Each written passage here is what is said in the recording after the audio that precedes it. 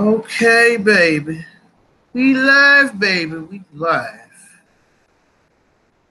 from the Socially Conscious St. Louis podcast. We are live. Hope my lighting is okay. Should try to fix this. I think that's a little bit better. How's my lighting? Is everything okay? Hope everybody's well.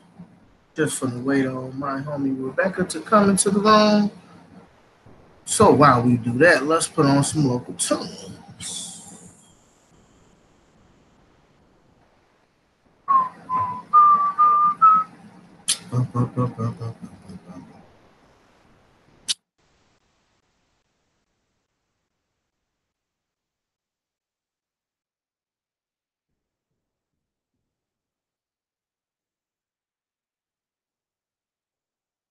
Everybody to come in, come in, come in. Gonna put this Drake on. Shout out to Drake.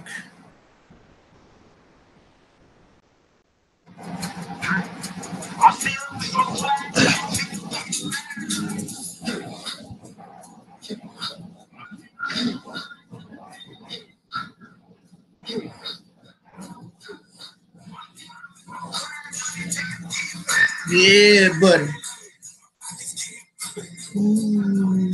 My pockets getting public.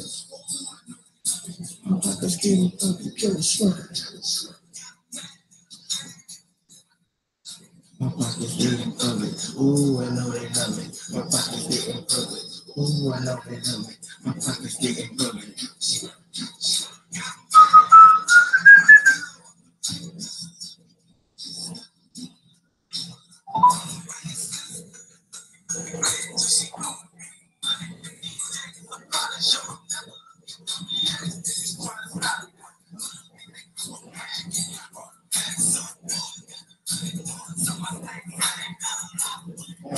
Okay. Cheers.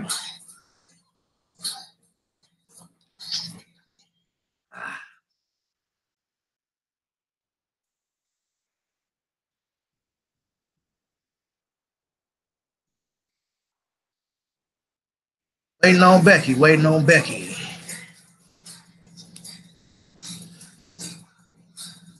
Man, we got a lot of stuff to talk about today.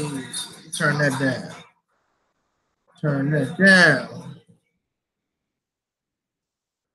Got a whole lot of stuff to talk about today.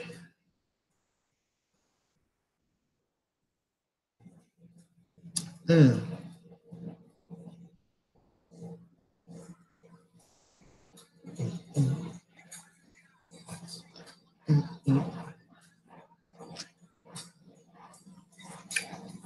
Yo.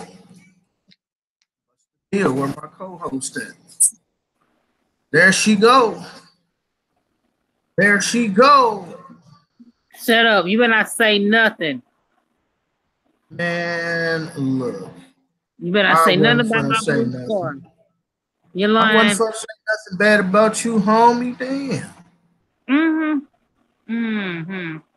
You know you my nigga, Rebecca. Fucks with you the long way, baby. Nah, forget that nigga. You scandalous. I saw what you put on Facebook, nigga. Go tell me something. He looked like he about to rob a stage. He do. That nigga got one of them silent film. Regis had one of these silent film mustaches that kind of curls at the end, kind of like the handlebar mustache. Oh my gosh. And he looked like them cats from them old silent movies back in the day. Like they be talking and then like the captions will come across the screen like, hey, this is a stagecoach robbery. That's that Tom Selleck. He looked like Boris from Rocky and Bullwinkle. You scandalous. You super scandalous, bro. Oh, what's shit. I got a message from Natural. Let's see what she's talking about. Hello?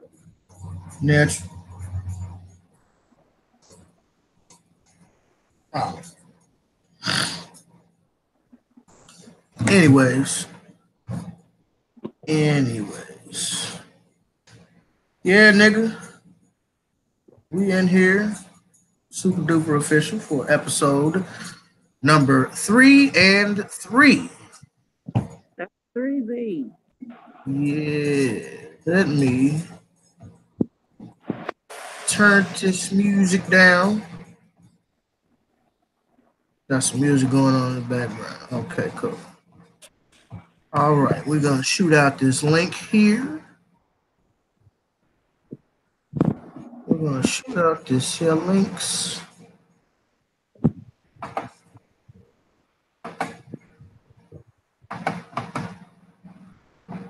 Go on the Facebook and tell everybody that we're on YouTube. And then I'll be right with you, Becky.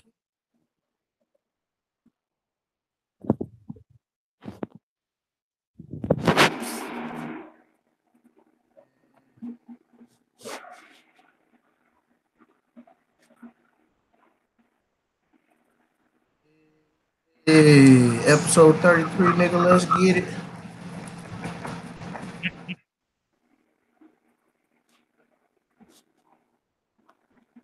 Yeah, okay.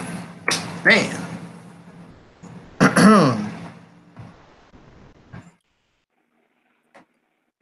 Welcome, everybody, to episode 33 of the Socially Conscious St. Louis podcast. You know who I am. I'm KD, King David. And I couldn't do it without my best friend and my co-host, Rebecca. I couldn't do it without her. And as a local St. Louis official, how you doing today? What's up, Pimpin'? I'm good, man. I know you work today. Yeah, I don't like working on Sundays, man.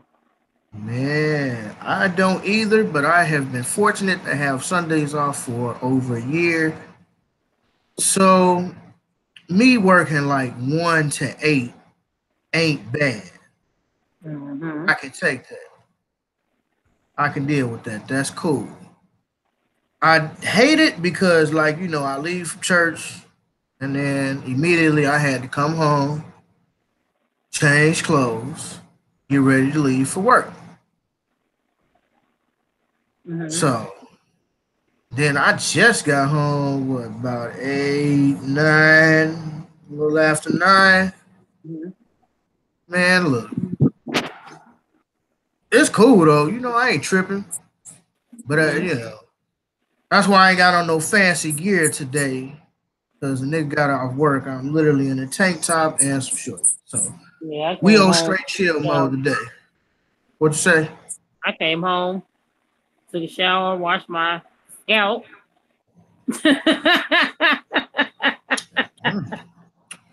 What are you drinking on, sir? What? Let's talk about this cup. Where did you get this? Is that an Express Loans cup, nigga? You ain't got no loan. Where did you get that cup from, sir? Nigga, I got these from my uncle. Huh? I got these from my uncle. He left them at the crib. That's hilarious. Like, nigga, you ain't got no loan. What is this? Hold on, let me see. Gotta do a taste test. You got how you not know what you're drinking, sir? You got to swirl it around with your pinky finger. You stupid. You stupid. I'm not gonna play with you today, man. That would be Captain and Coke.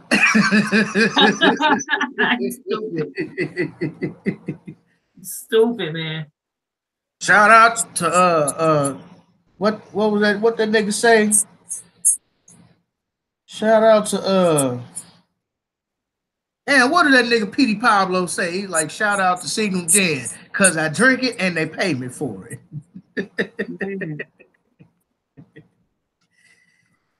Bruh. Yeah, man, I had a nice little day.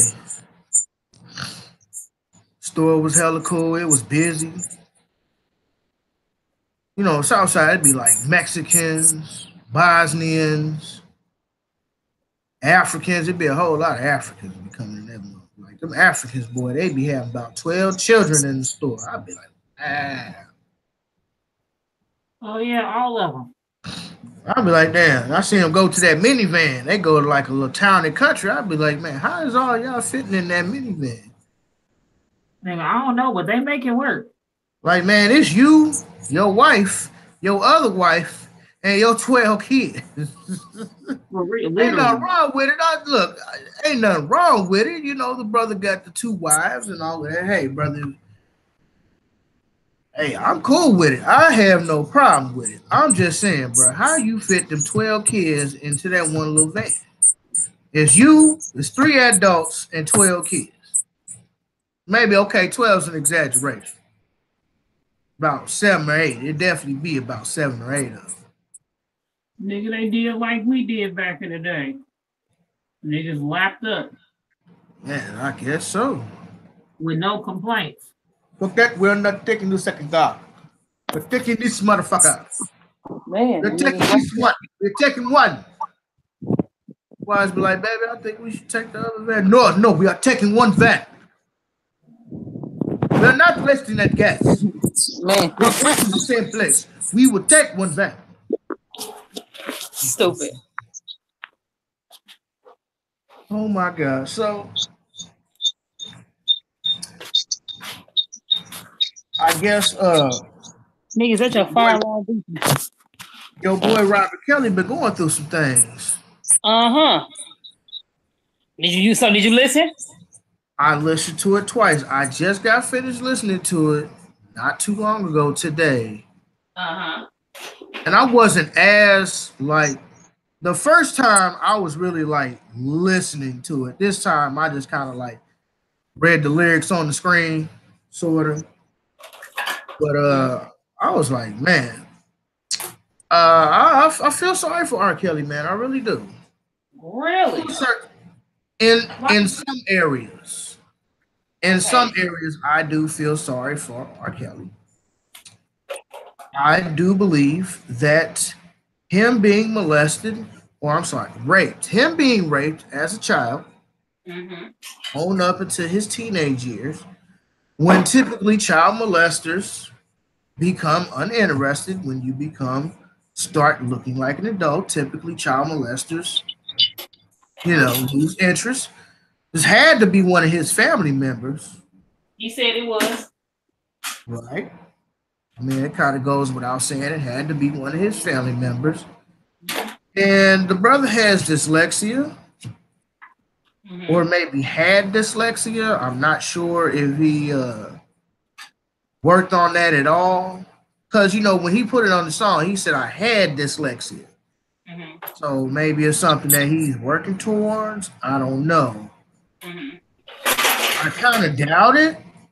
I think he should have said, I have dyslexia, bro. Like, okay. If you live in broke in a hotel, no disrespect to the hotel, but if you live in broke in a hotel, bro, like, you done had 12 managers and 16 lawyers, and so on one hand, you have R. Kelly, he been molested and all of that, he was raped and all of that good stuff, and he's definitely done some questionable things. I'm never going to throw that out. Okay. R. Kelly has definitely done some questionable things. Now, he's never been convicted in a court of law. So, I mean, in the court of public opinion, I'm sure he's guilty, but okay. Then again, they don't do the same thing for white men, though, but that's a whole nother story. For another day, because white men rape people, they don't do all that other shit. They just be like, oh, I think that we should remove him from office.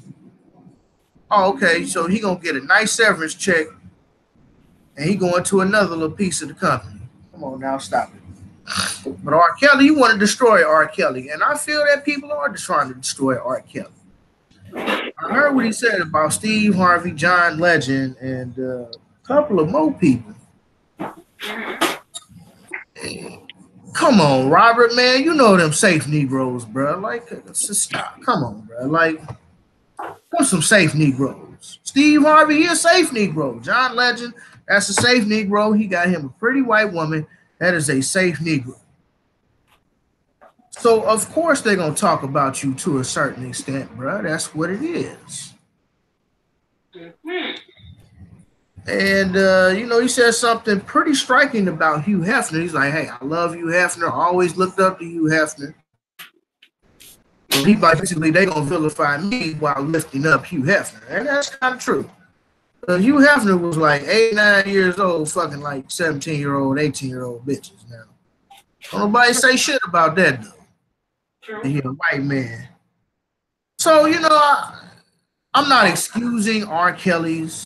I'm not excusing his questionable actions. I definitely think he could have definitely made some better choices in life. I can tell that the brother definitely has not been to no counseling whatsoever. Because you don't just come up with a 19-minute song just off the flip. Right? And the song is called I Admit. You ain't just come up with that overnight. That's not something you do, especially in an era where everything's like so microwave. Like your song got to be like 3 minutes or less. And this nigga made a song, shit, 5 times that. Shit, more than that. So 3, 4, 6, 3, 6, 9, 12, 15, 18. 21, 24, 27. 6 songs, 6 songs. About 6 songs. Yep.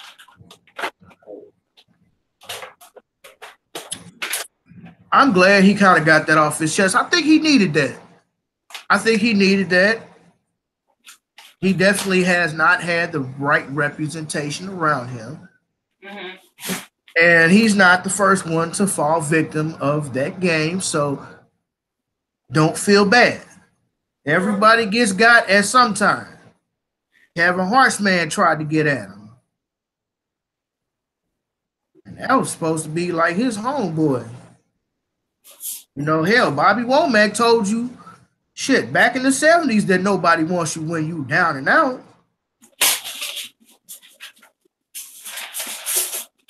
I mean, like everybody gets got, bro. It happens. So I mean, it's a lot of stuff. It's a lot of stuff going on with the brother Robert, man. It's a lot of stuff going on with him, and I just hope that he just makes better decisions from now on. Like now that you got all of that off of your chest, brother, you've released it.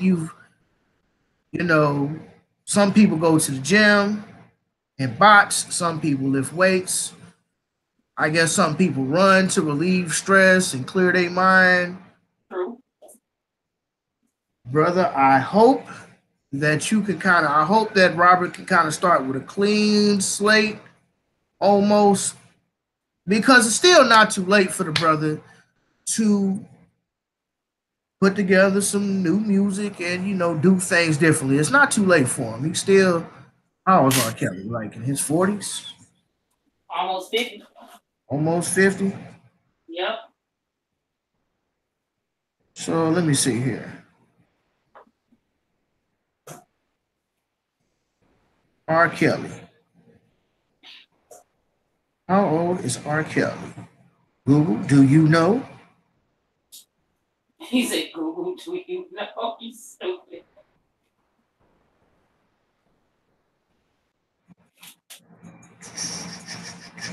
R. Kelly is 51. Oh, so he was wrong. Yeah, he was born January 8th, 1967. Shout out to the Capricorns in the building.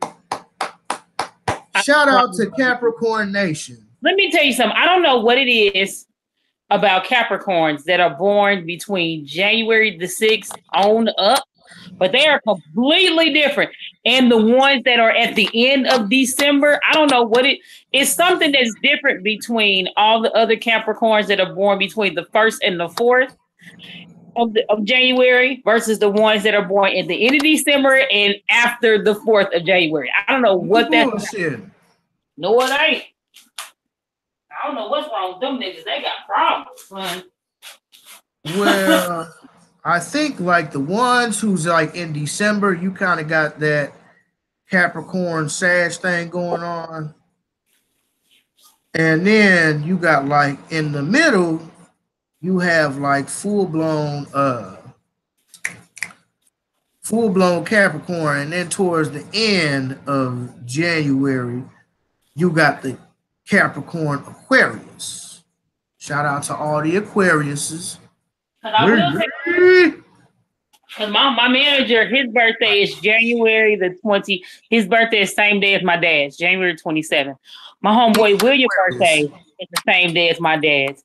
And them two, the dude who commented on the Facebook thing, William, where he was like, but he do though. When you said Regis looked like he just robbed the stage. Yeah, he do. His birthday is January 27th. Those are about some of the coolest brothers I think I ever met. Anybody before then, man, look, them niggas too emotional. That's because they're Aquariuses. When you say January 27th, yeah, that's an Aquarius system. I know. That's why we so cool, nigga. Aqua Nation, nigga. Aqua Nation. But the ones that are born somewhere between January the 5th that I have met, them niggas is emotional. I ain't got time for that. They extra. Anyway, back to Robert Kelly. Robert Kelly. Huh? When was he born? January what? January the 8th. Oh yeah, his birthday, same day as Ving Rhames. January 8th. Mm-hmm. Born same day as Baby Jane. Something wrong with that too. Maybe that explains why he's so jagged up. Could be. I don't know. But now you said you feel sorry for him. What else? I said to a certain extent, I do feel sorry for him. I think him getting molested had a lot to do with who R. Kelly is now. Mm-hmm. Maybe not so much the music side, but definitely like his personal relationships. I think it affected that greatly. And I mean, it's just something he's never dealt with. He's never dealt with it. And he never told anybody. So this has been building up for 40, 50 years. Mm-hmm. Damn near 50 years. Mm-hmm. So on that sense, I do believe that had a lot to do with who he is now. Mm-hmm. Right or wrong, I'm not saying either way. But now on the other hand, bruh, like, you ain't got to be able to read to be a good businessman, i.e. Floyd Mayweather. Floyd Mayweather can't read worth a damn. That nigga can't read worth a damn. When Charlemagne the God asked him to read, that nigga was struggling. Come to find out, he got dyslexia. Now, both brothers have more than enough money to, let's say, hire a Harvard English professor to teach them how to read. Yeah. You can buy your cars and all your houses and your jewelry and do whatever the hell you want to do with your money. It's your money. But when you can't read, my nigga, wouldn't it be dope? Hey, look here, bruh. That would be like an infomercial for like people who are literate. Like, hi, I'm Floyd Mayweather, and I have dyslexia. I couldn't read, but I hired a Harvard professor to teach me how to read, and now I'm reading just fine. Woo, woo, woo, woo. I urge you, if you can't read or you're illiterate, this, that, and the third, I suggest you call a community college or, somebody to help you learn. And this is how it made my life better. That's what niggas can do. You got enough money to do that, bro. You can hire Yale, Harvard, Oxford, nigga, wherever, bro. You have enough money to hire an English professor. Mm-hmm. You can hire goddamn Stephen Hawking if you wanted to. Well, maybe not Stephen Hawking, but I don't know. I don't know if he would do that, but I'm just saying, bro, you got enough money. So on you not being able to read and you being a bad businessman and you being broke and all of those other stuff, I don't feel sorry for you. But at the same time, yeah, maybe you being molested, raped has something to do with that. I don't know. It's so many what ifs about R. Kelly. true. So many what ifs. But that I think R. Kelly is your typical star.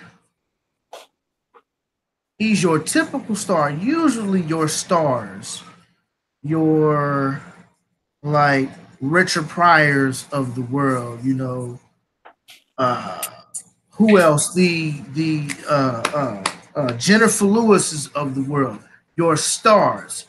Typically your brightest stars burn the fastest. That's literally a metaphor. Like you can look up in the sky, the brightest stars do burn the hottest and the True. fastest.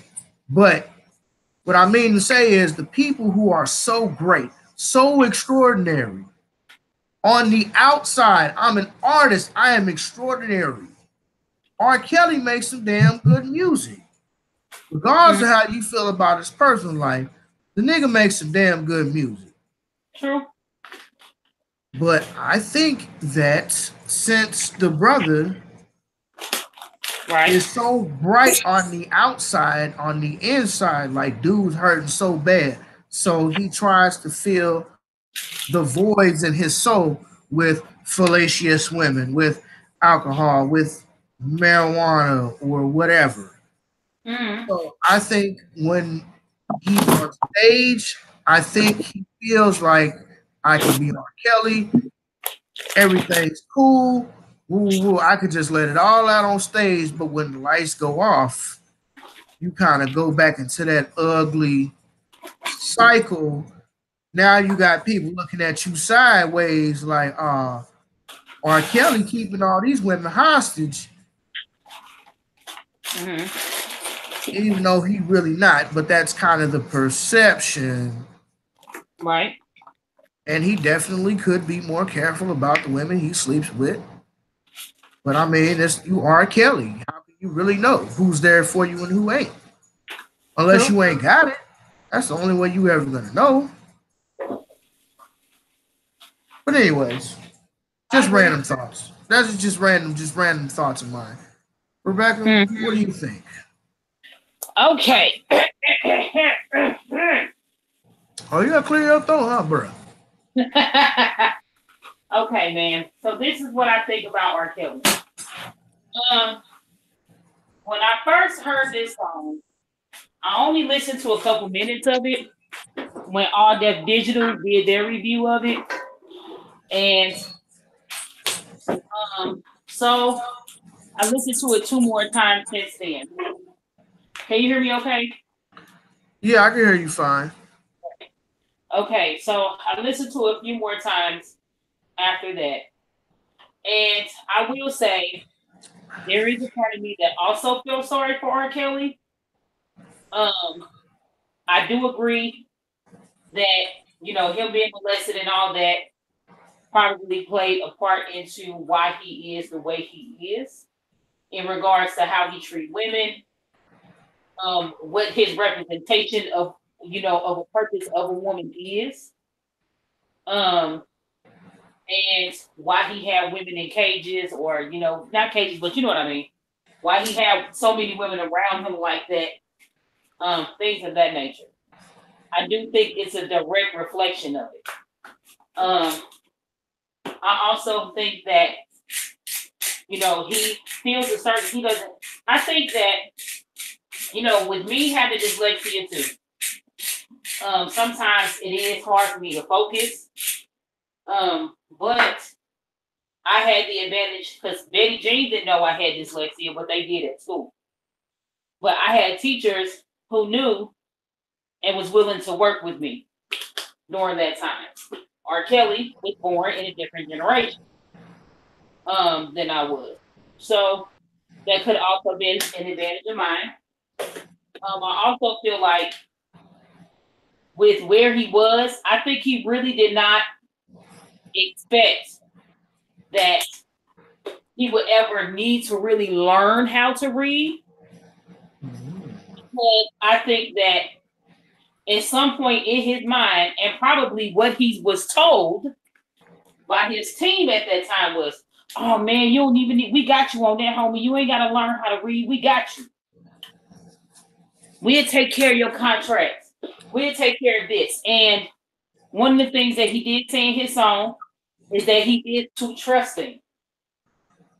Because, and I think it's part of him being so trusting, I believe, is due to the fact that he's had to depend on people for so long to do everything for him. And now he's in a situation where he's flat broke. I do believe the people around him took advantage of him, took advantage of the fact that he didn't know how to read. He just had a shitty team of niggas who ain't nothing but leeches. Because as soon as that money started running low, like it is now, niggas get to leaving and showing their true colors. I do feel like I felt sorry for him about what happened in his past, but I don't feel sorry for him in regards to how he chose to live his life. What are you doing? Can you hear me? You suck at life. Anyhow. Okay.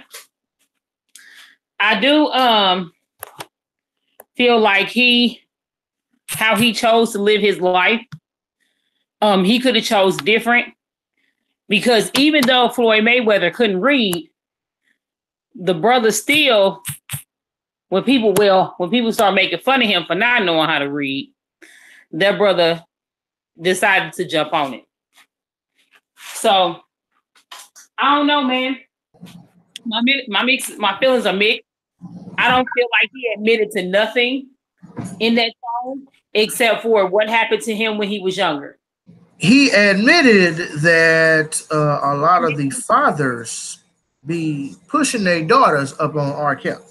But you know what? Think of it like this. I feel like that stuff we already knew. Everybody knew that these parents was pushing their kids. Niggas knew that when they try to act like they didn't.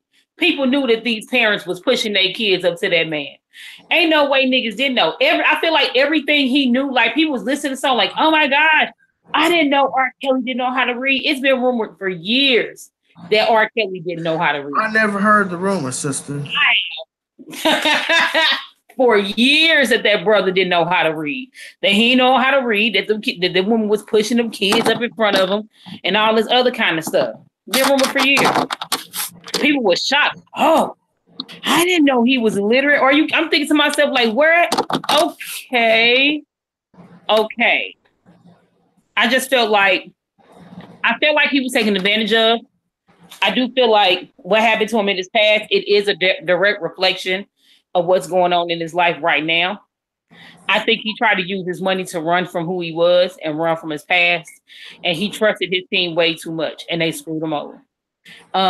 But I'm not going to feel sorry for the fact that you did not chose to do something else with your future besides use sex, money, drugs, and all this other stuff to try to get away from your past. Because in my book, that makes you a coward. You was too scared to face yourself in the mirror.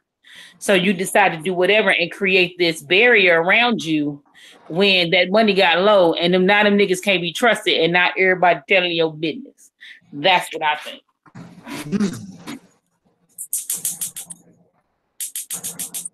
It's a possibility, my nigga. Definitely a possibility. Something wrong with the boy, though. I agree. I mean, that's usually how artists are. I mean, usually the greatest artists, like I say, are your fastest, brightest, burning stars. And most artists are trouble. Yeah, look at Richard Pryor. All his comedy, well, all comedy comes from a dark place, but his comedy really came from a dark place. Oh yeah, yeah, for sure. Nigga talking about getting high, smoking crack, and this Yeah, nigga got set on fire. Like, yeah. Set himself on fire, didn't yes, yeah, that's when you have to use that ethanol or something. See, like, I don't know. I don't know drugs, nigga, but I've heard that back in like the 70s when freebase first came out, used to he? have to Right. have like ethanol or something to help burn the rock or something. I don't know. But it was extremely flammable, whatever that substance was. And Rich I grew probably up ended up setting around. himself on fire. It was ethanol. You were 100% correct. You weren't around drugs. Congratulations, but I had parents that were. So Well, yeah. there you go. Thank you, Betty G. Appreciate that. Rebecca now knows the code of the streets. Unfortunately, yes. Mm. Well, it works for me at some point, but yes. Right. But yeah, that nigga set himself on fire. You right? How he does come from dark place. So I mean, I just say like, look at Amy Winehouse. I don't necessarily. I've never. Okay, I admit I've never really listened to Amy Winehouse, so can't say whether I like her or dislike her. But hell, she died of a drug overdose. I think Kurt Cobain committed suicide. Now, mind you, these is white people, but I mean, still, still Jennifer Lewis wasn't white. Yeah. And she said back in her time when she was on Broadway and she was just the hottest thing ever, she would just smash any dude, multiple dudes, all the time just to cope with her not being okay with herself off the stage. So, Yep.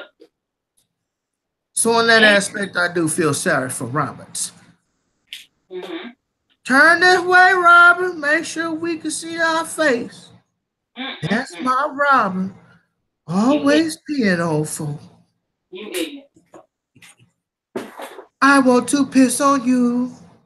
Yes, do I pee on you? I pee on you. But it tells you another story of the justice system that we have. You know, if you black and you got the right amount of millions, you make it to God bless you, my child. Oh, la, la, la, la, la. Oh, la, la, la. Just saying, you black, you got the right amount of millions. You just could quite possibly, maybe, could get off. Get off of what? Because that nigga was videotaped and he still walked away without. Okay, so does the same policy apply for Ving Rhames? Hell no. Ving Rhames ain't got as much money as R-Kelly. R-Kelly know a lot about some of the stuff with them senators and all them other people because they was all doing it together. But Ving Rhames was accused of breaking into his own home. Now, this is supposed to be an elevated black man, much to the status of R-Kell. Yep. This is a man who society has deemed as above racism. Yeah. And one of his neighbors, I think it was the woman across the street, yes, she did. Called the police on our brother, Ving Rhames. And like 6 police cars showed up at the door. Yep. So now this is in, I don't know, I'm not exactly sure where he stays at. From what I understand, because I was listening to Zoe Williams the other day. Shout out to Zoe Williams, Zoe What Show, The Voice of Reason. I was listening to him. You know, they all out in California. Yep. So he was saying that the area that Ving Rhames lives in is a very, very upscale yes, it is. White neighbor community, white city. Yes, it is.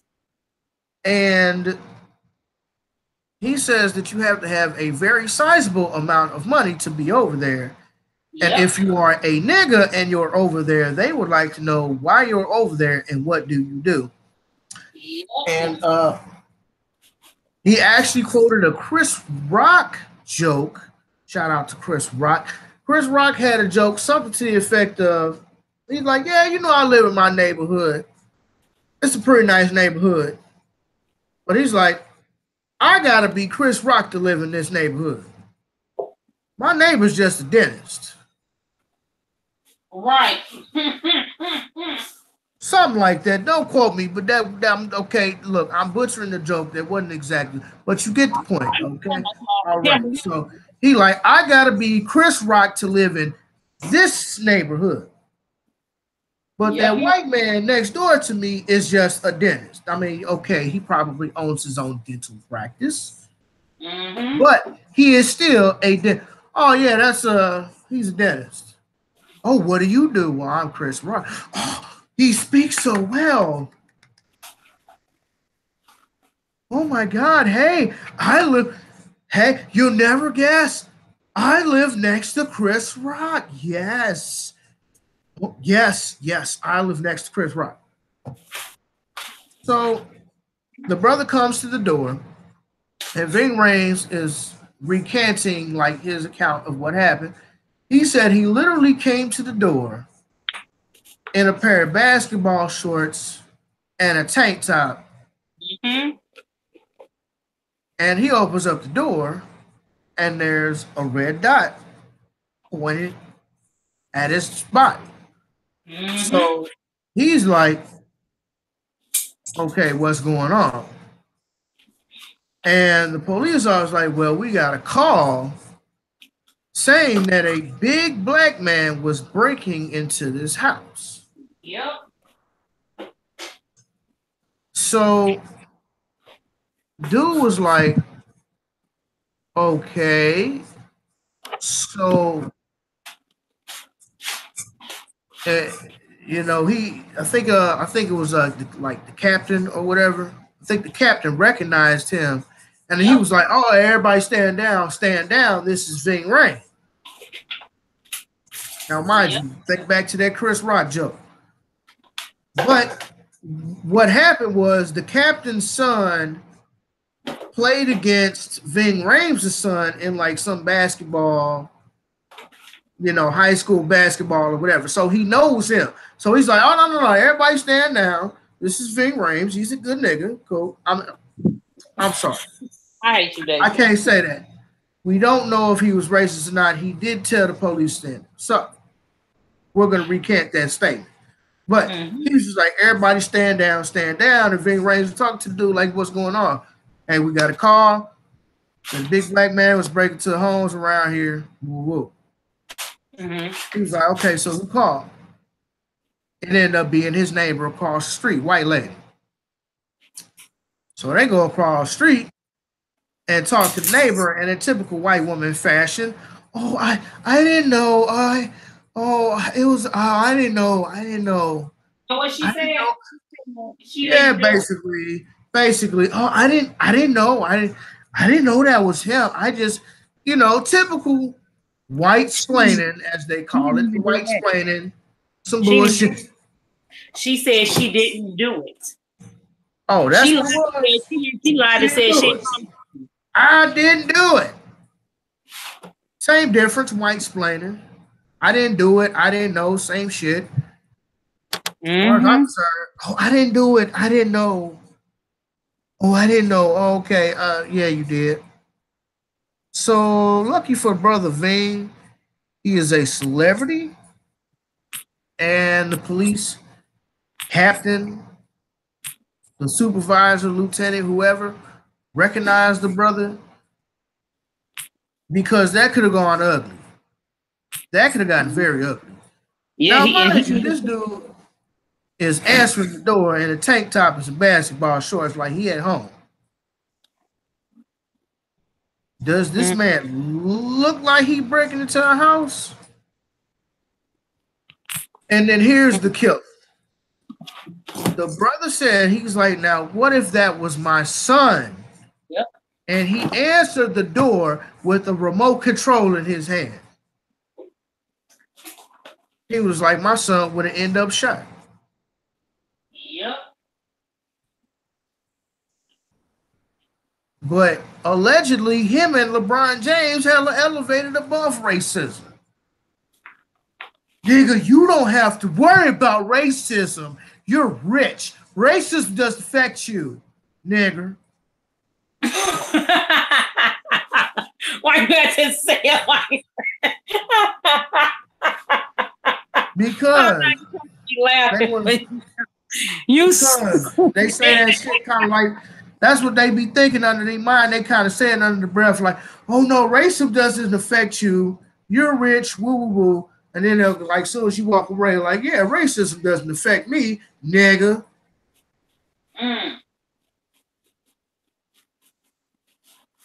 LeBron James got nigger spray painted on his house, his garage, and his home in Brentwood, California. Yes, he did. Oh, but LeBron should just shut up and dribble. Racism doesn't affect you because you got money.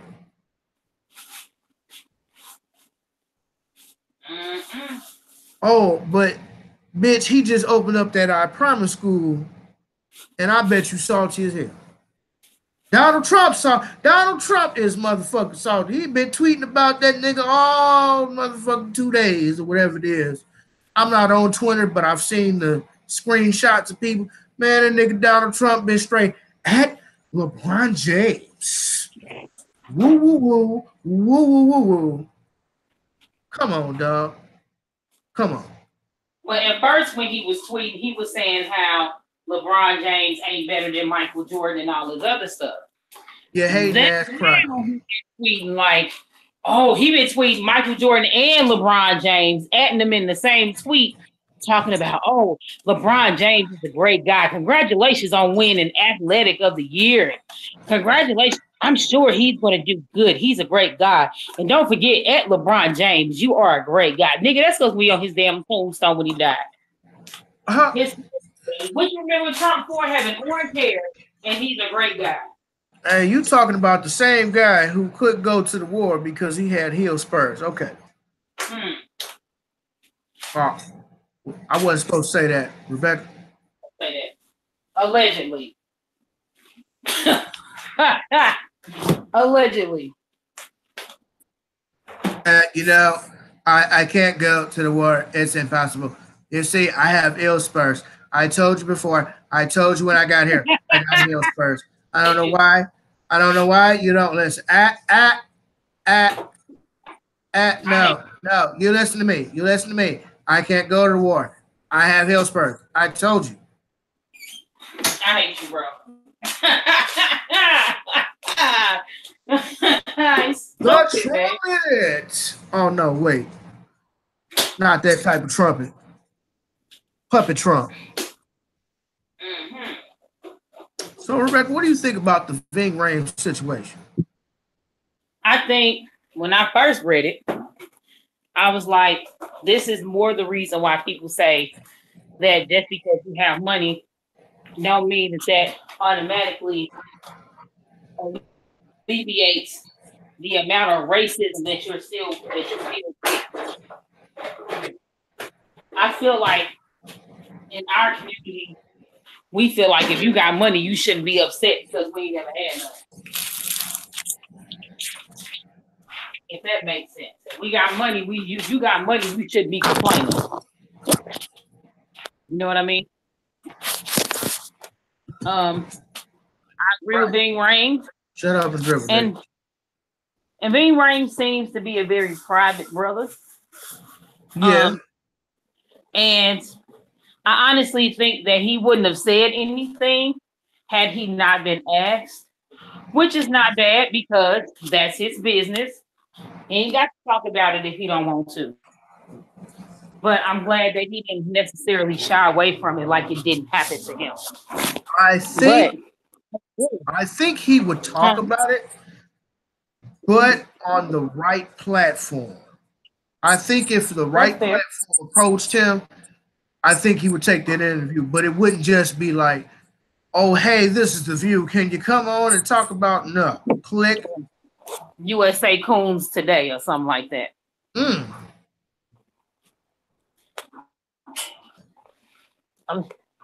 I'm just saying, your brother Ray Lewis gonna be on the front cover. Ray Lewis. Ray Lewis got that grandpa spray on top of his head. Niggas was clowning him. He went to the Hall of Fame. That nigga had that spray on top of his head like Pawpaw. Man, Kevin on stage a fool for that. What did that nigga say, yeah, and I see you finally kneeled, huh, Ray? Yeah, you took a kneel for the anthem. I was not kneeling. I was praying on both knees to my God. You ignorant. I can't make that up. That's what that nigga said. I wasn't on one knee. I was on both knees praising my God. You ignorant. That nigga talking like he finna do a sermon. Every time nigga open his mouth, he sound like he finna do a sermon. It wasn't surprising to open up the church. I gotta get some hamburger and some sauce so we can make some spaghetti for dinner. I wouldn't be surprised if Ray Lewis opened up a church, Coon Missionary, Baptist, First Episcopal. Excuse me, where is your garlic bread? He does not talk like that all the time. Yeah. Ski.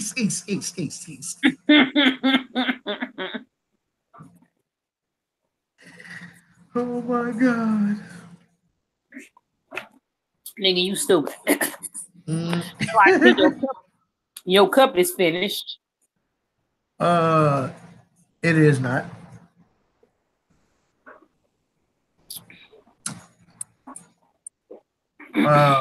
What's in your cup, Becky? Well, you see, sir, I have a Quick Trip cup. All right, with some explicit materials in it. That I've been letting sit in the freezer all day. Well, you know, alcohol don't technically freeze. You know, good alcohol anyway. So. It doesn't. It didn't freeze. But I just wanted to know. I know it did. So what you sipping on, Rebecca? Some sangria? No, kind of. I have some velvet red wine by St. James. It is a winery in Missouri. And I also have you bullshit. Some Grey Goose Le Orange. Some orange Grey Goose? Some Grey Goose Le Orange. Le Orange. A splash. Then you gotta drink with your pinky out. You gotta drink with your pinky out, nigga. A splash of raspberry vodka with a shot of coconut Malibu lime rum and my red wine. That sounds hella complicated, bro. It doesn't. Well, I bartended for about a year, so I know how to make drinks. But yeah, whatever. Right. Yeah, you didn't know that. Sorry. I didn't. All these years, I've just now figured out Rebecca was bartending at a titty bar. Ain't that some shit? I didn't bartend at a titty bar, sir, but I did use a bartend for a year. That's why when I go to the bar and I ask for like an 8 secretion, I have to tell the bartender how to make it. Yo, you know what? What was I fun to say? Oh yeah, that I was right. I remember. Shout out to Simply Deep 1985. Shout out to Simply Deep 1985. Be commenting on the live chat, but we miss it because it'd be the live playback and not actually like the live. So shout out to Simply Deep 1985. Be watching all the videos. Leave a comment in the comment box, and then we could correspond like that, because I can't respond to you on the live chat.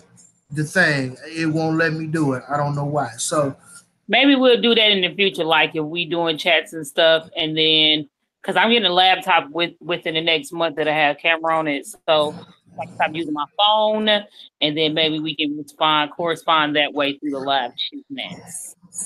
yeah, but hit the comment box, y'all. Holler at us. I'll respond. We can chop it up. You know what I mean? But speaking thus about LeBron James. Shout out to LeBron James with that promise school. I saw the inside of it on TV, like the rest of us niggas. Not like I went to California personally, but it does look dope. No, it's an Akron. They gotta do it. Oh yeah, it is. That's right. It's in Ohio. In his hometown. It does look dope. All the shoes that he's ever worn, he played on the walls. He auctioned them off. And gonna give it away to charities and back to the school. It's free tuition, free books, free college tuition. Like, it's dope, free busing. Like, hey, and I know he can write that off as a huge tax write-off, but it don't even matter, brother. Thank you for taking your money and actually doing something that a lot of these celebrities ain't doing at all. A lot of the celebrities, they do give to charities, but that's about the far as they go. That I've seen is give it to charities and making foundations. And that's it. And don't be involved with none of it. So shout out to LeBron James. I know all the haters gonna say, "Oh, you just kissing his nuts." I don't know that nigga. You just gotta call out when good is due. Period. Now, it's not only LeBron James. LeBron James is not the only pro athlete basketball player to open up a school. Really? Jalen Rose opened up a school or some sort of scholarships. It's a few players. I didn't know that.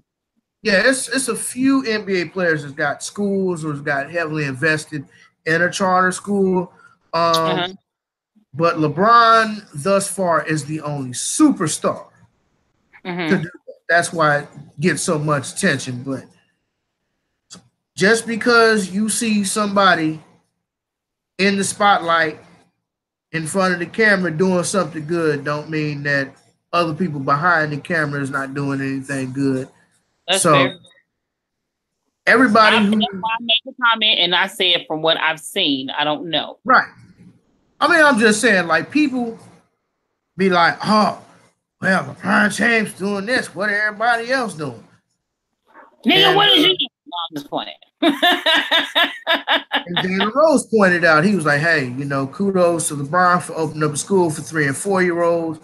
Yeah. Not 3 and 4-year-olds, 3rd and 4th graders."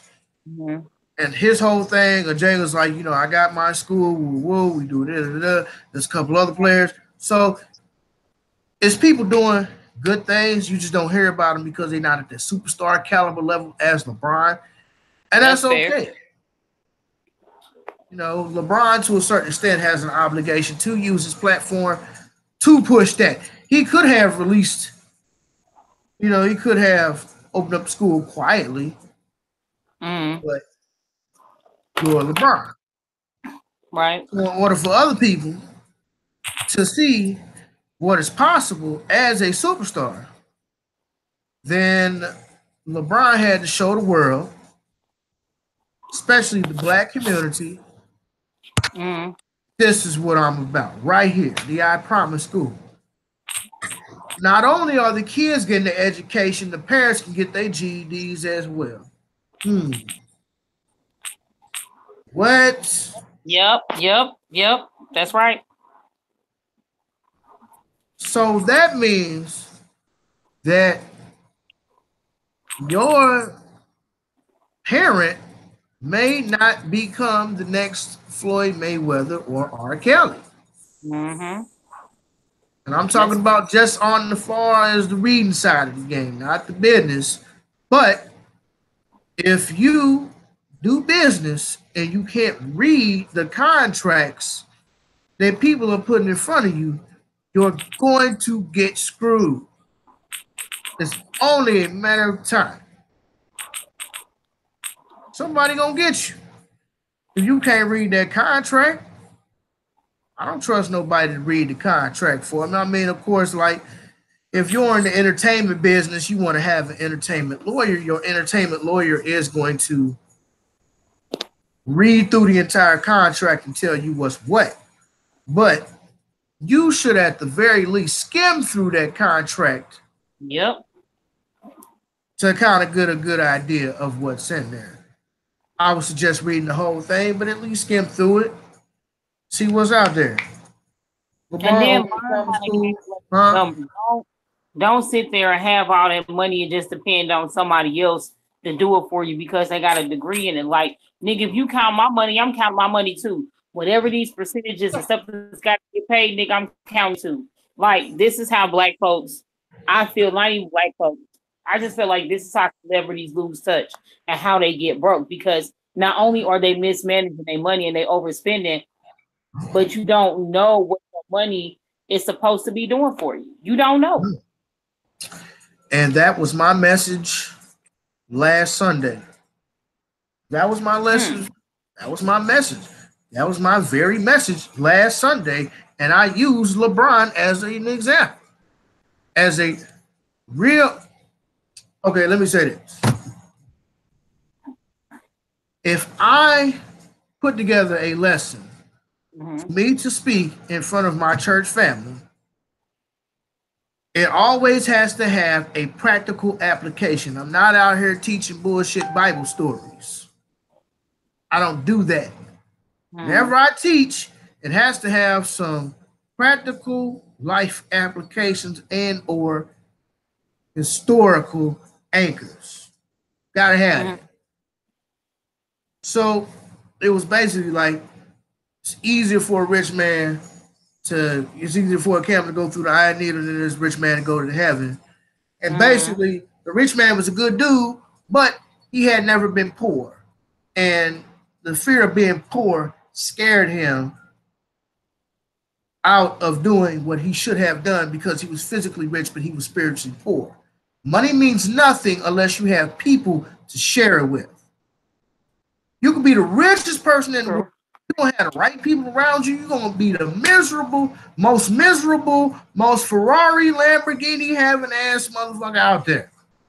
But you're going to be miserable. Yep, I agree. So it's not about the rich man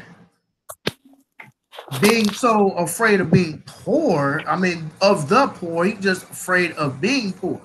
He's never been in that space. So I use LeBron as an example. This is what a wealthy man has going on. Now, generational wealth is typically acquired through generations. LeBron is one of the very few people, like the Carters, who have acquired generational wealth in one lifetime. That's unprecedented.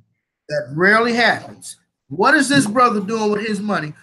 And this is before I found out that he opened up a school. He donated like $2.5 million to the Muhammad Ali Smithsonian exhibit. He opened up, like he's got like this LeBron for Kids charity he does in Akron. He got a whole lot of like stuff. Him and his family volunteers their time. Not just showing up for 10, 15, 20 minutes and then getting a camera interview and bouncing. Him and his family actually go out and spend their time serving other people. That's what makes LeBron the greatest. Even Ving Rhames said that. Ving Rhames said it on Undisputed. He's like, what makes Muhammad Ali the greatest is not what he did in the ring. It's what he did outside the ring. He's like, LeBron is the same way. LeBron is the greatest because of what he did outside the ring. He used his platform, and he ain't a selfish ass dude. And he surrounded himself with good people. Good people. And he down with his A1 day one. Down with his A1 day one. See, that's got a whole lot to do with it. If Kanye West had been down with his A1 day one, he would not be in the sucker place right now. I'm telling you. LeBron, excuse me, if Kanye had stayed with that black woman he was with when he was broke, I guarantee you Kanye wouldn't be going through that. Snoop even said the same thing. Snoop was like, Kanye need a black woman in his life. LeBron down with his high school sweetheart He put the right people in the positions to win. He put himself in the position to win. He got a family. His son is a basketball phenom. Come on, bro. He got everything. He got everything he could ever want. Why? Because he's sharing his wealth with other people. What does your money mean? What does your money mean when your team is broke? If I got money and my team is broke, what's that money for? Come on, bruh. What would my money be if I didn't share it with Rebecca, nigga? You right. You know, I was a spot. And it's morning on a Friday. Hey, what's up, nigga? What you doing? Let's go to IHOP.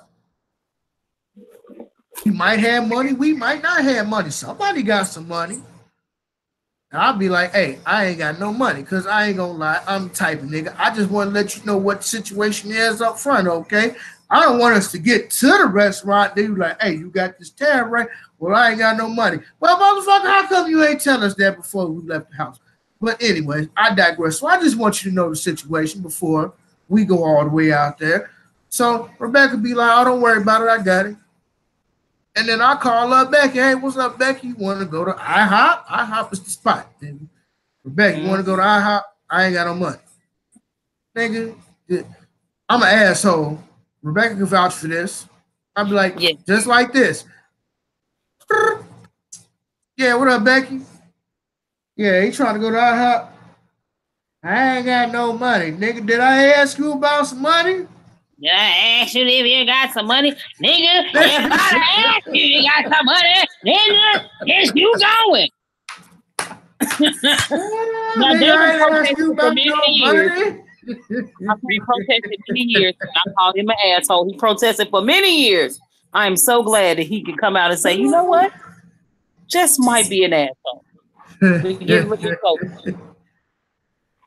But Rebecca's man, y'all understand. Rebecca is my homie, man. I don't know how we got so cool, but somehow, you know, like the universe push you in a path with other people. Sometimes you do this, sometimes you do this, and sometimes you do this. It's like that. You know, life is a leg. You know, I've had friends that used to be my best friends in high school are not necessarily not friends, but they cool. You know what I mean? Like we done kind of grown apart. Becky, I met Becky. I didn't know Becky from a can of soup in 2003.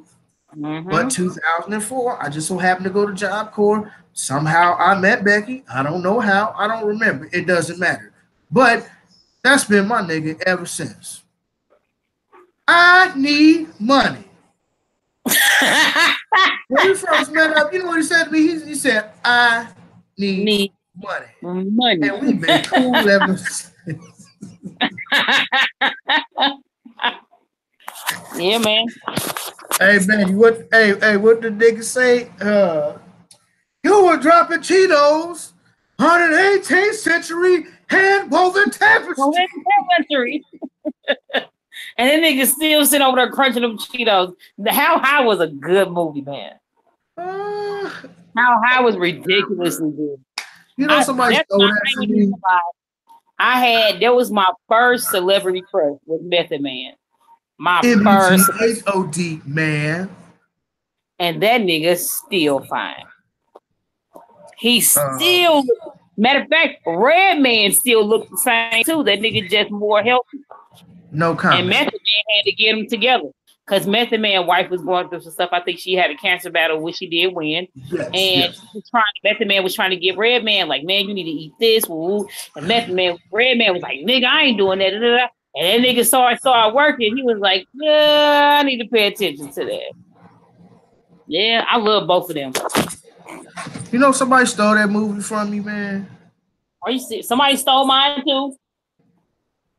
I was like, bro, how you gonna steal my movie, yo? One of my favorite movies. That mug was scratched up. I played that movie so much it was scratched up. Matter of fact, somebody stole my how high, and they stole all my seasons of the Boondocks. How high? So high that I could kiss the sky. How sick? You think that you can suck my dick? You just ignorant. That ain't me. That was Redman. I know who it was, nigga. Nigga, fuck you. Next topic, sir. What you in the mood for? Something a little lighter or something a little heavier? Either one. Well, let's go with the one that you actually told me about the black man, the homeless black man who went into Burger King to purchase a meal like an honest, law-abiding citizen, and he was turned away. Becky, take it away. Nigga, he wasn't turned away. That helper played him. That white woman played him. That homeboy went in there, had a $10 bill, last $10. He was like, you know what? Let me buy me something to eat for breakfast. So everybody else paying with their cash and card and all that. The brother walk up, pay with his $10, order his breakfast. The girl look him up and down. And then she look at the money and said, well, sir, we can't take your order. He said at this time he's homeless, so he's used to people giving him a second look up and down, but didn't understand why the lady couldn't take his order. She said the money was, sir, we just can't take your order. So he said, okay, that's fine, get my money back and I'll go somewhere else. She called over her manager. She tells the manager, and the manager was like, well, sir, we can't take your order, this and that. So the manager walks off, and when he walks off, he calls the police. She telling him that the money is fake. He's like, no, this money is not fake. This is my last $10. I'm just trying to order me something to eat. They call the police, lock the man up. Of course, he's homeless. So with him being homeless, he has he's on probation. So they lock him up for fraudulent currency. They sends this $10 all the way to the FBI. This man is in jail for 3 months, facing life. FBI come back and tell them that the $10 bill was in fact real. They released the man from jail. The prosecuting attorney go, oh, we're not going to press any charges, this and that. And since the money was real, we're not going to keep him locked up for probation. Oh, so the man gets a lawyer. The man gets a lawyer, and Burger King offered him $10,000. Try to offer him $10,000 to make him go away. And the lawyer said that will not happen. He was like, "This is nuisance money. You trying to make it? You just trying to shoot me away." And then Burger King released a statement and said, "Well, I mean, he's homeless. It's not like he has any other money." Right. So when the lawyer heard the statement, the lawyer was like, so that's why I'm glad my client decided to turn down that $10,000. He was like, because this further proves that this ain't just about the money. Because if he was really just looking for that money, $10,000 is a lot of money to somebody who's homeless. He could have took that money, paid me, and went on about his life. But he turned it down and said, no, this is not about the money. This is about the fact that you blatantly discriminated against me, not only because I'm homeless, but because I'm black. Because he was like, it's mighty funny that all these people came in here with regular clothes on, or people who dressed up for working this and that. You didn't ask them, but because I was homeless, you automatically assumed that my money was fake and that I stole it and that it was counterfeit. So what you think about that, David? So the black man was homeless, correct? Mm-hmm. Okay, and the woman at the front counter, she was white, correct? Yes, that's correct. Okay, and the manager, she was white as well? White. Mm-hmm. Open and shut case, dog. Not open and shut case. Open and shut case, goddamn me. Open and shut case, Johnson. Open and shut. That nigga broke into his house. I've seen it once before when I was a rookie, Johnson. Man.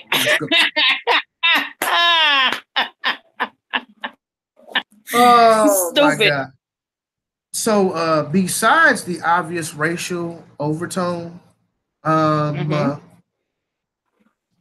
he's got two strikes against him. First of all, Yep. he's homeless. You already know how America feels about its homeless population, Mm-hmm. albeit white, black, Chinese, purple, blue, green, fuchsia, whatever. If you're homeless, you already know how America feels about you, right? That's number one. Then number two, you are a black man. So you are a black homeless man living in America. That's strike number three.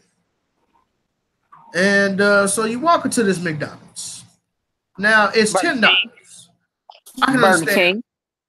at Burger King. I can understand homeboy trying to pass off 150, something, nigga, but $10. Come on, my nigga, $10. Hold up, what the nigga Drake do? No. Come on, bro, stop it. I've given plenty of homeless people $20, $30. Like, I've done that before. So to me, it's not uncanny that a black man will have that much money as a homeless person. I mean, it's $10, bro. Now, how about, besides the fact that he's a black homeless man, there's this wonderful invention. I don't know if anybody's ever heard of it, but you can go to Office Depot. It's a marker. And in this marker, it has invisible ink for paper money that is real. If it is not real, then it turns black. Every restaurant, every establishment has one of these pens. Every establishment has one of these pens.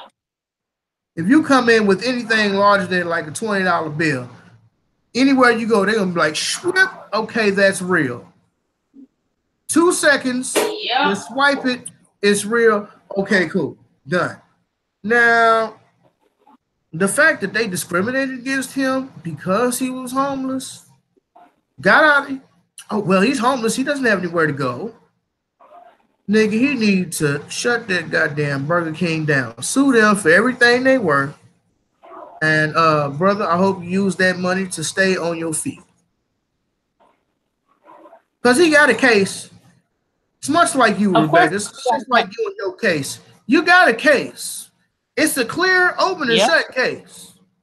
Ain't no way around it on the future side of the game. Now it's only a matter of how much money are you going to give me? Time's up. Yeah. That's how I feel. I agree.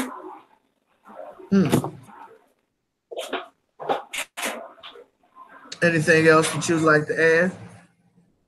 No, sir. I hope he takes it for all their money. That's it.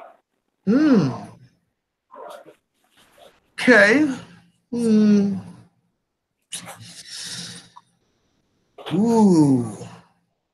That Charlemagne the God rape case, man. That's some heavy shit there, man. Yes, it is. I agree. That is some heavy shit that brother's got going on. Did he do it? Did he not do it? Did he Spanish fly? Did he not Spanish fly? Did he get her drunk? Did he not get her drunk? You know, it's all of this bullshit ass mysticism. Excuse me. Now, he said that he admitted to underage, drinking and this and that, but who knows? Okay, what's your thoughts on it? What are your thoughts on it? About what specifically? Because there's a lot of aspects to this. It's a lot. It's like an onion, bro. This whole Charlemagne the God case is like an onion. It's got layers. It's got multiple layers. Does. Which layer do you want me to start on, Rebecca? Start wherever you feel necessary, bro. That's a goddamn cop-out, but okay. I don't know which one to start. I don't know where your head is at. Charlemagne the God. Hold up, Leonard. Right. Leonard. Word of Skinny Monique, as they calling her, Skinny Monique, Leonard. Skinny.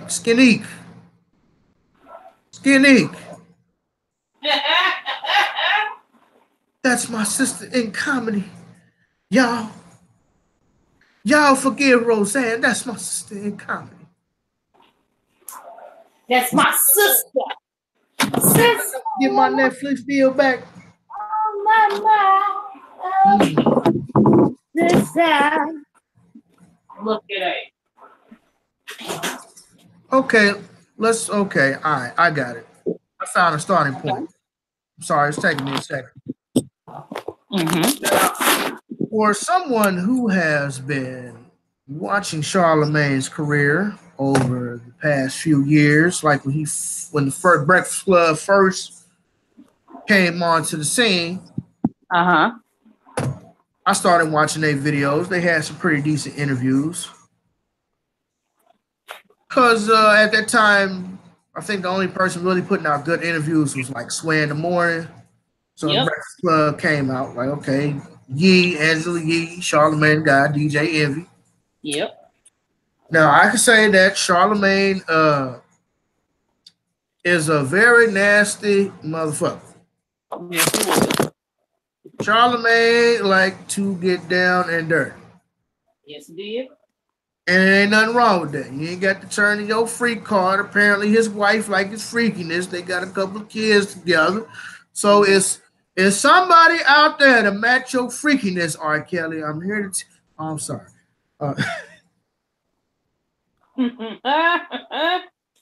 Eddie.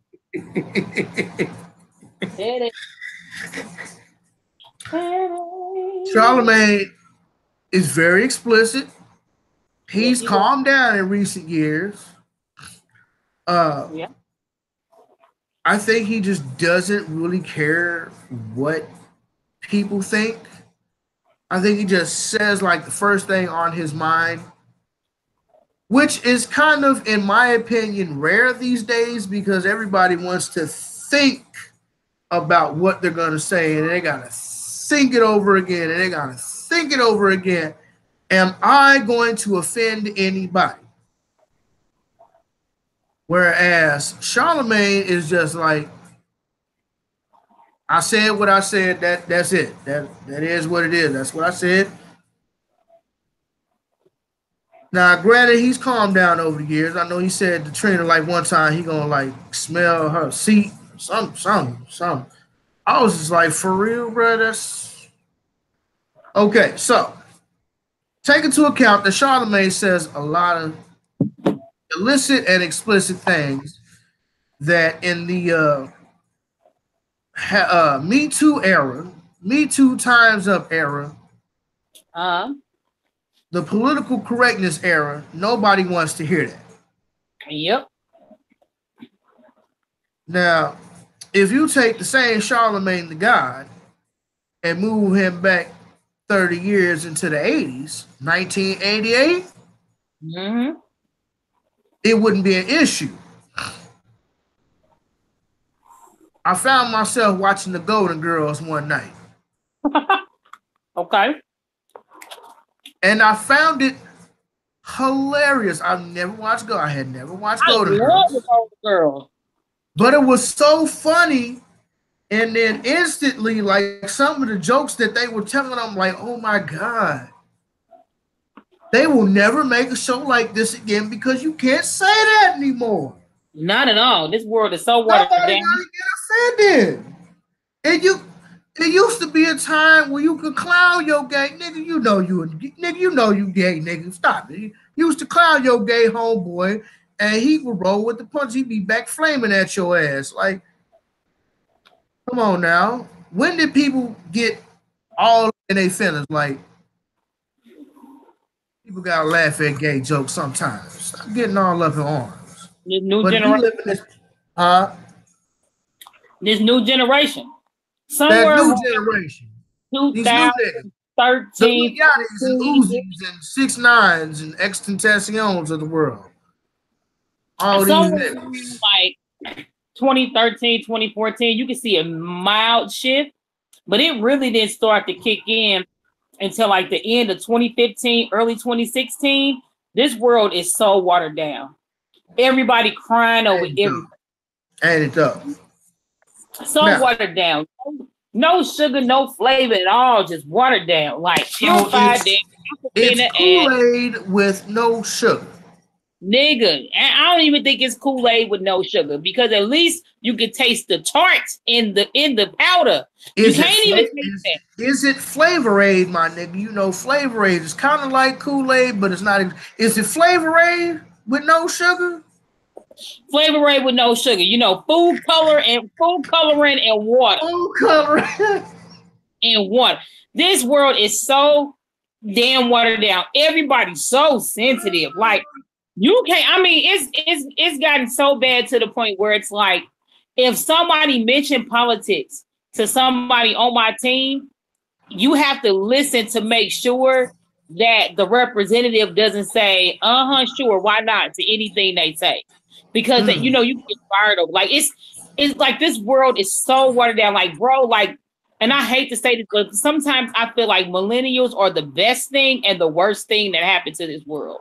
Because I say the best thing because, you know, they go-getters, they entrepreneurs, but I ain't talking about the Insta-thought chicks or none of that. I'm talking about the ones that's out here like, I don't want to work for nobody. I want to make my own money. I want to do my own thing. Let's get the bag. Okay, fine, whatever.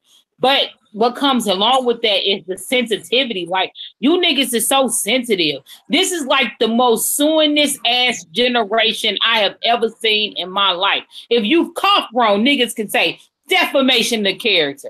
What the hell? When the hell did bagging become defamation of character? That's all I'm saying. I'm off my soapbox. All right, continuing on with what I was saying before I was rudely interrupted. So you have to take into account that political correctness is like all the rage. It's the trendiest of the trendy. Now, Charlemagne did say something about Spanish Fly on his podcast.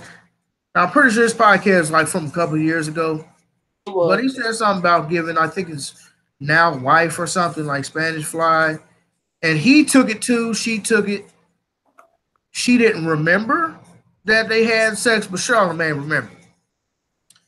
And people are all up in arms about that one little clip of like, hey, I gave her Spanish Fly. We're just going to ignore the fact that he took Spanish Fly too. But he gave her Spanish Fly. She didn't remember. That's rape. I have had some heated debates about this over the past couple of weeks. Me and people have different conflicting ideas. Okay. Now, Charlemagne did plead guilty for having liquor at a party. Minors pled guilty. Probation. Boom. Now, homegirl was 15 at the time of this party happened. She's now in her early 30s. Yes, she is. Now, there was a rape kit done. Charlemagne the God was proved innocent in that case. She appealed all of what, not too long ago. And the state of South Carolina says we are not reopening this case. They said it's unethical. Right. Why you just coming out now? That's a great question. That's the only question I ever need to ask of anybody. Why you just coming out now? If Bill Cosby raped all you hoes back in the 70s, why you just coming out now? Now, I am not saying that nobody has ever been raped on drugs. I'm not saying that. But here's the thing the truth that a lot of people don't want to admit. There are two things that go hand in hand together: drugs and fucking. Drugs and fucking go together like a horse and carriage, love and marriage. Drugs and fucking have been going together since forever. Really? Nigga, you can go up to the hold of my tracks up here and you can get $20 to a bitch. She gonna fuck you and then she gonna go get some drugs. See, drugs and fucking, they go hand in hand. Stupid, man. You go right up on Martin Luther King, get you a crack hole. You stupid. No, I'm sorry. Let me stop playing. But look, people do drugs, and people like to fuck. And people like to fuck while doing drugs, before doing drugs, after fucking, before fucking. People like to fuck and do drugs. This is a fact of life. Now, people get mad when I tell you this. I'm not saying that I do it, but I'm telling you that people like to do drugs and they like to have sex. That's what Studio 54 was all about in the 70s. People snorting cocaine and dancing and fucking wherever. That's all Studio 54 was. Dancing, cocaine, and fucking. That's all it was. Yep. I have had females tell me personally, all I need is a blunt, a couple of shots. It's $2 Tuesday somewhere. All code words for, look, a blunt and a bottle. And you handsome and I want to fuck. I do appreciate the fact that I'm handsome. I do appreciate that. But a blunt and a bottle and she gonna go.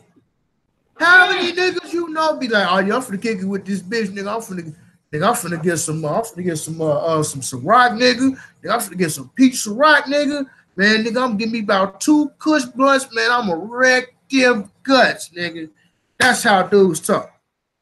And females be with it. Why? Because she liked to drink and she liked to smoke. If she didn't, she wouldn't be there. Right? I seen piss, I moved. She seen piss, she stayed. Are you ignorant for that?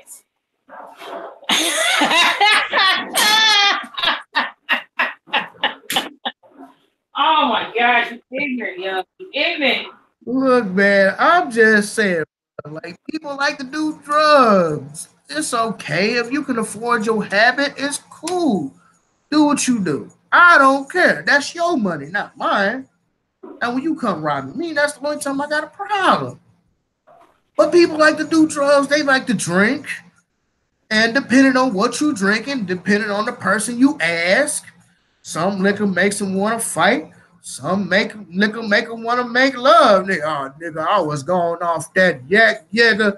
Nigga, I came home to my old lady, nigga. Man, I told that ass up. Nigga be like, oh yeah, you drink that Hennessy? No, dog, no, I don't fuck with that Hennessy, brother. Hennessy make me want to fight a nigga. So, why people so mad about Charlamagne just admitting that he like to do drugs and fuck? Same with Bill Cosby. You think them hoes that do drugs with Bill Cosby? Come on, man. Not only are you Bill, huh? What'd you say? They went to his room. Went to his room at all times of the night.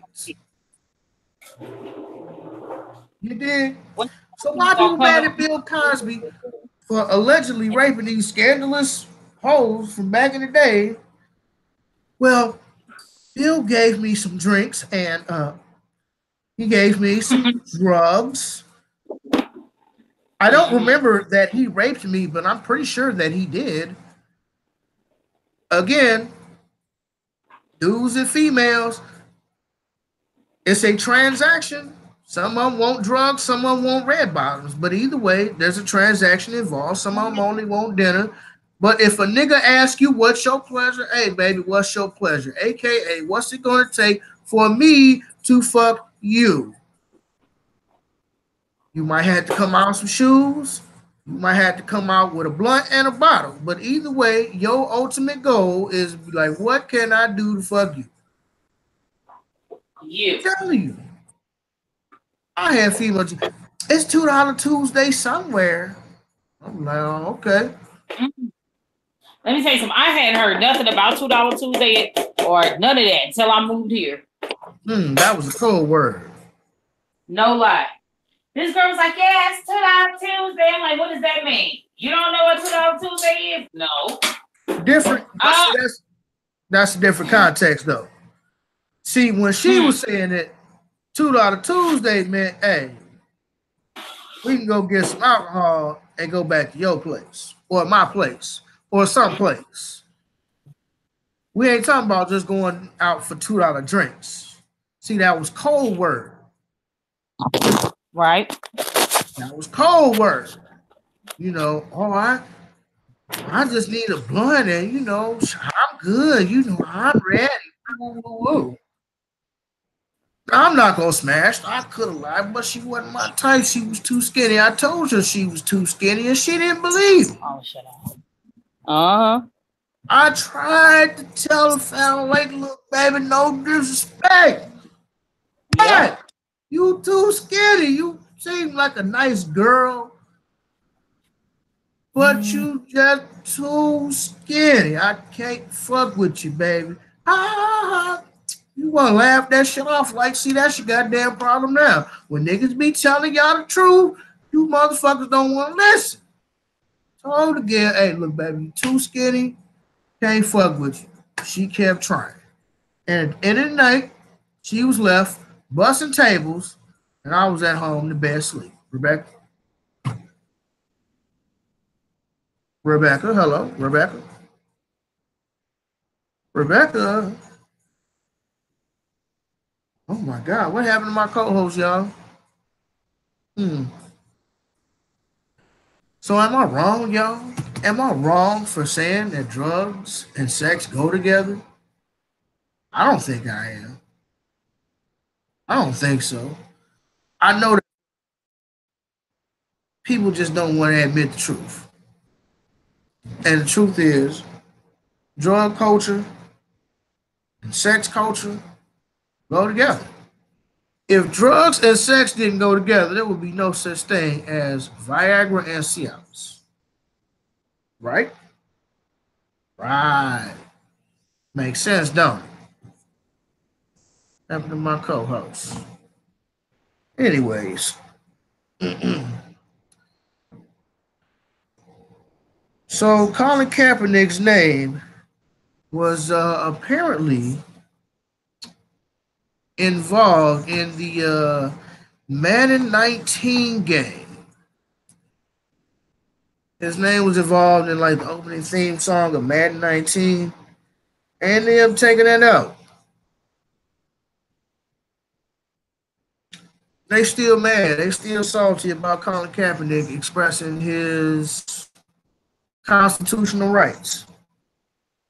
The brother sat on the bench. People had a problem with Colin Kaepernick sitting on the bench. Okay, cool. He talked to some veterans. He compromised. We all know the story. So he compromised and he took a knee. And white folks still mad that he took a knee. Bringing awareness to injustices that happens to black and brown people in America. Right? Shout out to Colin Kaepernick. Love the brothers. Everything he stands for. Think he's doing a good work. He's not the all the end all. We all got to do our part. We all got to be out here doing our thorough thizzle. But that's one brother who has a platform that most people don't have. And he used that platform for change. But for them to be so petty to take the brother's name out of the opening theme song to Madden, that's hella petty. But then again, what do we really expect from, racist white people? think they end up adding it back in a little bit later. I think they end up adding it back in after all the backlash. But it's too late. The man's legacy has already been disrespected. That's cool. Anyways, I don't know what happened to Rebecca. She just disappeared. Hold up. Oh, I'm tripping. Let me see. Let me see. Let me see. Let me see. Let me see.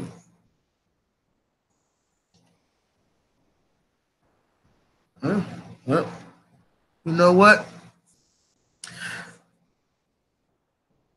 I don't know what happened to my co-host. And brother kind of tired. So I think we're just gonna wrap this up here for today. And then we'll pick up with the rest of the stuff next week. I ain't gonna lie, brother been up all day, had to work full shift, and then came and decided to chop it up with the family. Shout out to everybody who will be watching this broadcast, man. Appreciate the views. Please hit that comment box, subscribe, like it, share it, all that good stuff. You can reach me on the IG D Overweight Lover, the letter D OVR WIGHT LVR. You can reach me on Facebook, David Landrum. You can reach Rebecca on Instagram at LadyQ1502. Pretty sure she's got the same name on Twitter, LadyQ1502. Rebecca Quarles on Facebook. Get that Spiritual Awakening, Running Away from God book series. Hold up.